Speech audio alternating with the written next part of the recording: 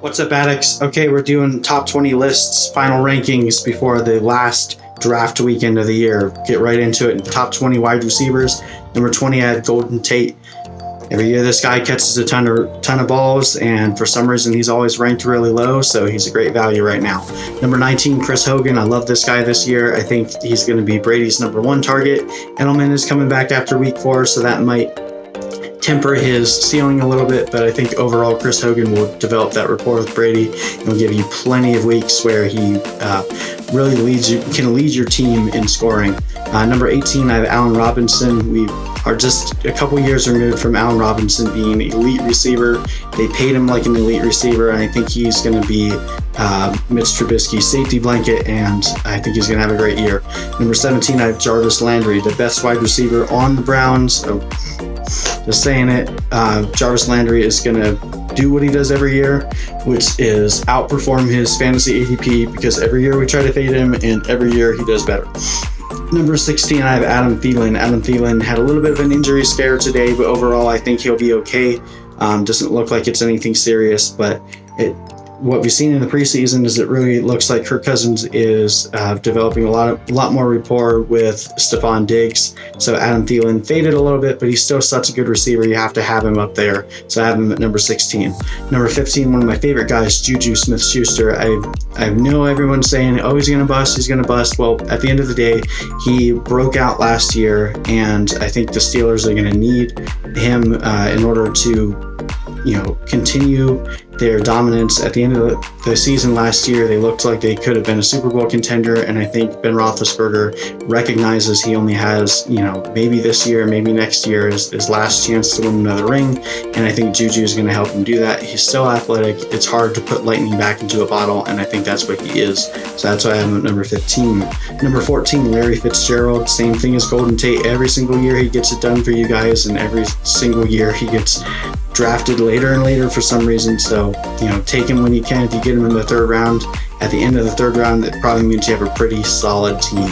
Number 13, Tyreek Hill. Tyreek Hill has developed a ton of rapport with Pat Mahomes already, and he's going to be boom bust just like he was last year, but I think that boom, whenever he hits it, it's going to make you really happy.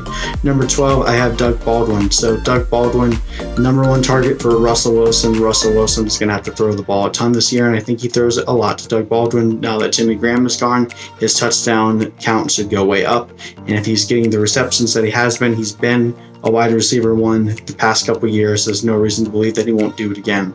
Number 11, Stephon Diggs. As I mentioned before, Kirk Cousins has developed a lot of rapport with this guy. He's explosive. They just paid him a ton of money. They want him to play, and they want him to lead their team, and I think that he's going to do it.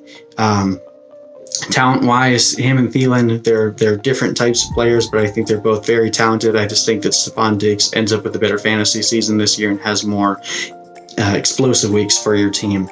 Number 10, I have T.Y. Hilton. So this is going along with me believing that Andrew Luck is back this year, and I think that T.Y. Hilton will benefit from that. He is a really talented receiver that just needs a quarterback to get it to him. Last year was a disaster without Luck, so hopefully we get Luck for a full season, and I think T.Y. Hilton will benefit from that. Number 9, we have A.J. Green. A.J. Green is still a highly talented receiver, just playing on a team that can't seem to keep their continuity or keep their offensive line together.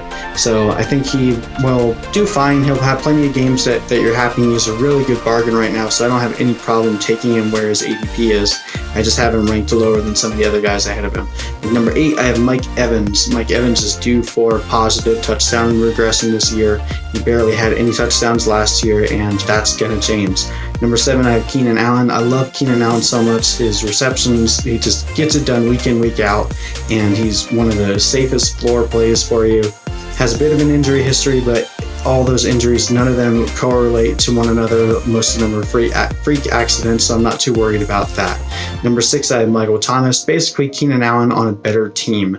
And there's not really much else to say about that because Keenan Allen is good enough, but I really like Michael Thomas this year. I think he's a great safe play that you can couple with a really strong running back that you grabbed in the first round.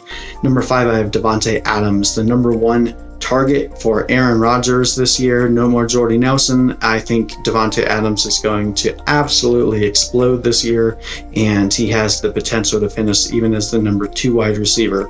Number 4, I have Julio Jones. Julio Jones, same thing, had a really low touchdown production last year, but that's not something that I think will be sustained. I think this year the Falcons offense is much better, and I think Julio Jones will benefit from that.